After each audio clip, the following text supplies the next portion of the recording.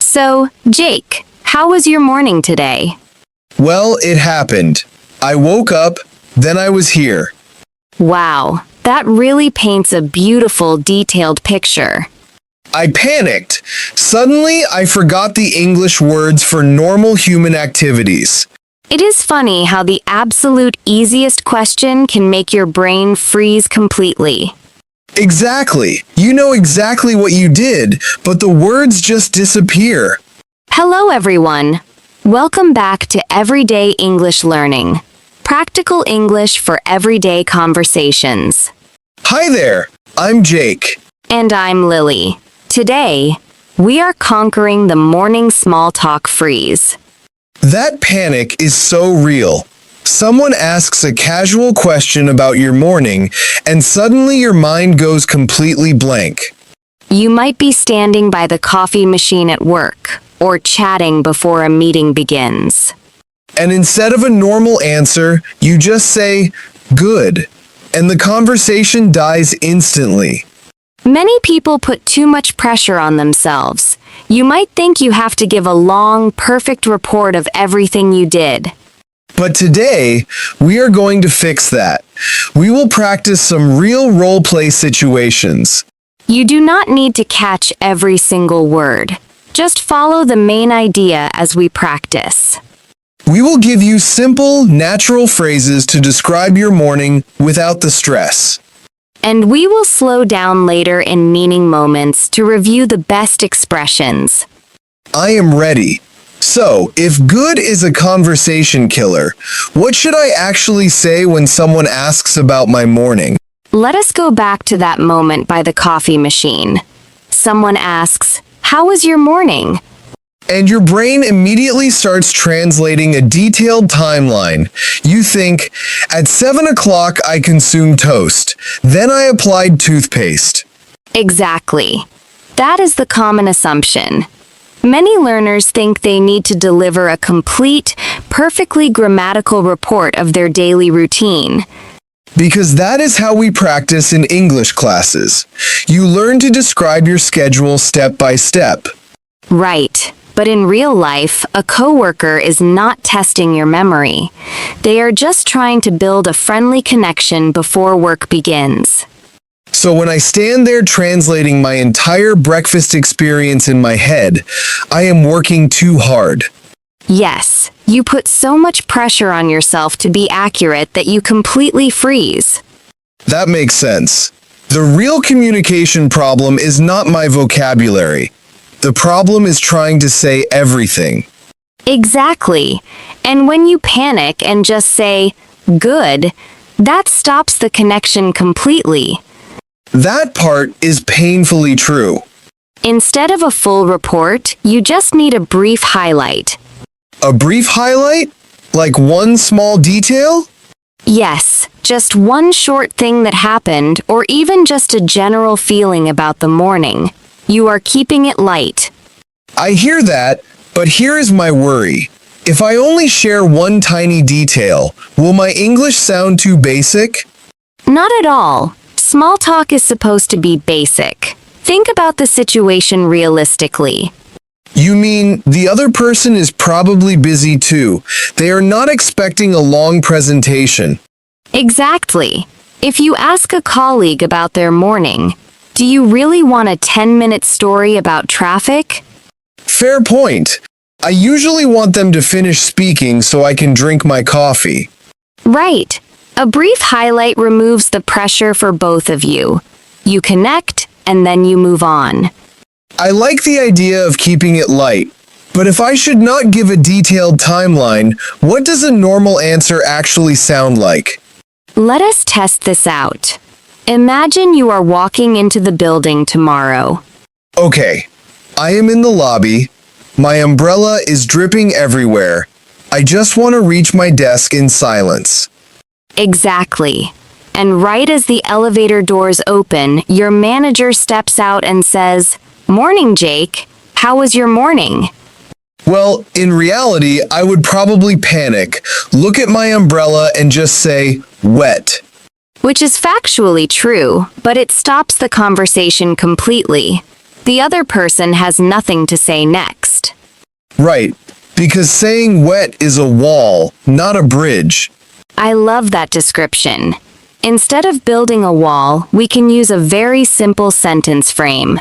You give a short status, plus one tiny detail. A short status, like, not bad? Yes, not bad, just dodging the rain. Or, pretty good, just happy I remembered my coffee. Oh, I hear the difference. Not bad, just dodging the rain. It is still short, but it sounds like a human being. And it gives the other person something to interact with. They can easily agree about the rain or the coffee, and then you both move on. That removes all the pressure. I do not have to summarize my entire existence since sunrise. Exactly. Another highly useful and natural phrase is, nothing crazy. It just means your morning was normal and routine. Nothing crazy, just catching up on emails. Perfect. Now, what if you were stressed and running late? You can soften that reality. You simply say, a bit of a rush, but I made it. I like that one. A bit of a rush. It admits you were hurried, but you are not throwing your stress onto the other person. Right. It keeps the interaction professional, but honest. Let us try the elevator scene again. I am your manager. Morning, Jake. How was your morning? Nothing crazy, just trying to stay dry out there. I hear you. The rain is terrible today. And scene. That was a perfectly successful, painless exchange. It really was. But hold on. What if my morning was actually a complete disaster? I do not want to fake a smile and say it was nothing crazy. That is a valid objection. Sometimes a morning is genuinely terrible. Right. If my car broke down and my shirt is stained, saying pretty good is just a lie. Exactly. But you also do not want to describe your mechanic's bill while your coworker is just holding an empty coffee mug. True. They asked out of politeness, not because they are my therapist. Which brings us to an important distinction. There is a difference between being honest and emotional dumping. Emotional dumping, meaning throwing all your personal stress onto someone else. Yes, you can be honest without sharing heavy details. You just need a phrase that acknowledges the bad morning, but still closes the topic. How do I actually do that? You can simply say, honestly, a bit of a rough start today. A bit of a rough start. I like the word honestly. It signals I am not giving a fake answer. Exactly. Another useful phrase is, it has been one of those mornings. I have heard that phrase. It implies everything went wrong, but you are choosing to brush it off. Right. Everyone has experienced one of those mornings, so the other person instantly understands the feeling. And I do not have to explain the spilled coffee or the traffic jam. No, but here is the practical limitation. When you admit your morning was bad, you must pivot. Pivot? You mean change the direction of the conversation? Yes, you have to show you are ready for work. So I cannot just say a bit of a rough start and then stare at them angrily. Please do not do that.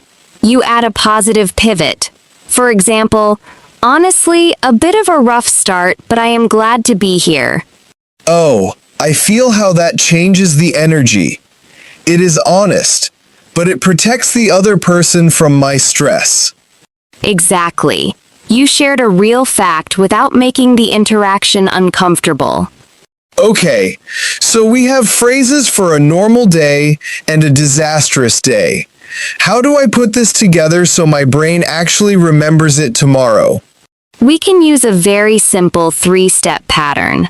I call it status, detail, pivot. Status, detail, pivot. That sounds like a dance move. It is a conversation dance. Let us break it down. Step 1 is the status. This is your short general feeling, like pretty good or a bit of a rush. Okay, that buys my brain a second to think. What is the detail? Step 2 is the detail. You share one tiny, relatable fact. Just happy I brought my umbrella, or just finishing my first coffee. So, I am not explaining the terrible traffic jam. I am just mentioning the coffee. Exactly. And finally, step 3 is the pivot. You smoothly shift the focus away from yourself.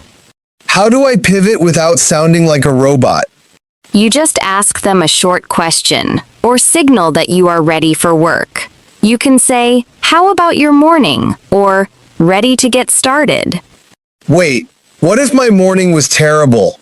Do I still pivot? Yes, but you soften it. You can say, "I hope your morning was better than mine." That leaves the door open for them to answer. Oh, so the pivot is always a bridge. It connects my answer back to them. Right. It closes your turn naturally. Let us test it out. Imagine I am a coworker in the break room. "Hey Jake, how was your morning?" Not bad. Just happy the train was on time. How about you? Perfect. That was status, detail, pivot.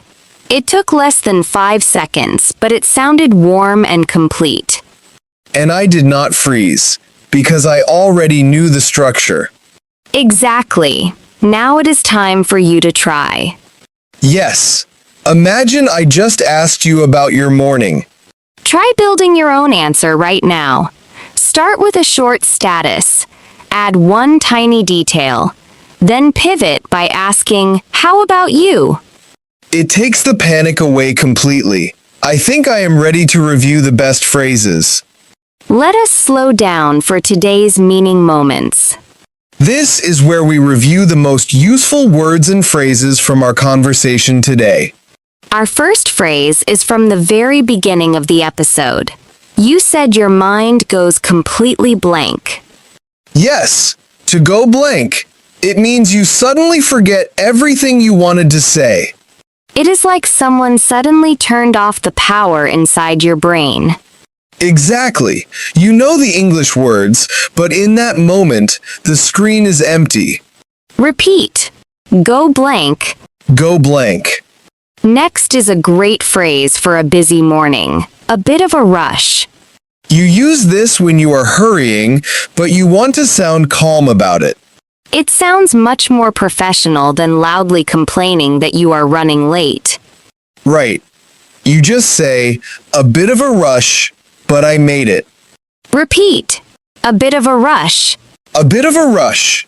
Our third item is emotional dumping. We talked about this when your morning is genuinely a complete disaster. Emotional dumping means throwing all your heavy, personal stress onto another person unexpectedly. Like complaining to a coworker about your broken car before they even sit down. Yes, it is better to be honest but brief, without dumping the emotion. Repeat. Emotional dumping. Emotional dumping. Now it is time for Say It Better. Let us upgrade some basic answers. Basic sentence. My morning was bad and I am stressed. That is honest, but it is slightly too heavy for casual small talk. A stronger version is, honestly, a bit of a rough start today. Now the listener knows you had a hard time, but they do not feel trapped. Okay, here is another basic sentence. I am fine, and you? That is polite, but it often ends the conversation completely. You can upgrade this using the 3-step pattern: status, detail, pivot. Pretty good. Just finishing my first coffee. How about you? That feels so much warmer and more human. Try practicing that exact pattern out loud right now. I will give you a complete model sentence to start. Not bad. Just dodging the rain out there. How about you? Now it is your turn. Try to make your own sentence using this shape. Keep the status and the pivot. Just change the detail in the middle. Say it out loud. Start with, not bad, just. Then add your small detail. Finish with, how about you?